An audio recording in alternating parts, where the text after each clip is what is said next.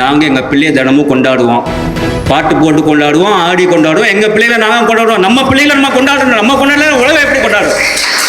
சீன்மேரா ஸ்கூலுக்கு போனீங்களா? எப்போ பார்த்தா டான்ஸ் ஆடிக்கிட்டே இருப்பாங்க, எப்போ பார்த்து பாட்டு பாடிக்கிட்டே இருப்பாங்க, எப்போ பார்த்தா ஸ்போர்ட்ஸ் பண்ணிகிட்டே இருப்பாங்க.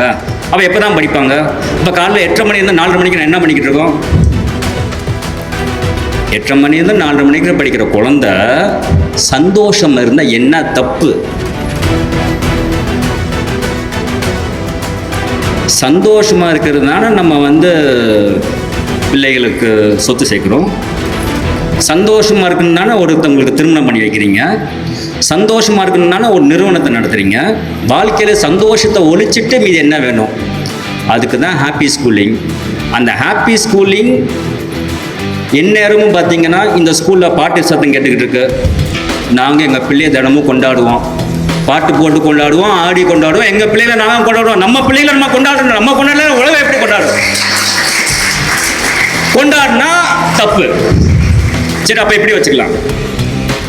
காலையிலேருந்து நைட்டு வரைக்கும் கிளாஸ் வச்சு ஸ்பெஷல் கிளாஸ், அதுக்கப்புறம் டியூஷனு. ஸ்ட்ரெஸ்ஸு யாருக்கு தான் ஸ்ட்ரெஸ் இல்லை? ஸ்ட்ரெஸ்ஸு இருக்கக்கூடாது. ஸ்ட்ரெஸ்ஸு இருக்கணும். ஸ்ட்ரெஸ்ஸை எப்படி மேனேஜ் பண்ணி சொல்லிக் கொடுக்குறது தான் கல்வி நிறுவனமே தவிர, ஸ்ட்ரெஸ்ஸே இல்லாத ஒரு பொய்யான வாழ்க்கையை சொல்லிக் கொடுக்குறதுக்கு பீல்மேரா சர்வீஸை பள்ளி அந்த மாதிரியான ஒரு பொய்யான பிரச்சாரத்துக்கு நாங்கள் வரவே மாட்டோம். How to handle stress? You should be happy. நீ ஹாப்பியாக இருக்கணும். ஹாப்பியாக இருந்தால் மட்டும்தான் லைஃப்பில் அச்சீவ் பண்ண முடியும். ஹாப்பியாக இல்லைன்னா லைஃப்பில் அச்சீவே பண்ண முடியாது. ஸோ அதனால தான் இந்த ஹாப்பி ஸ்கூலிங்.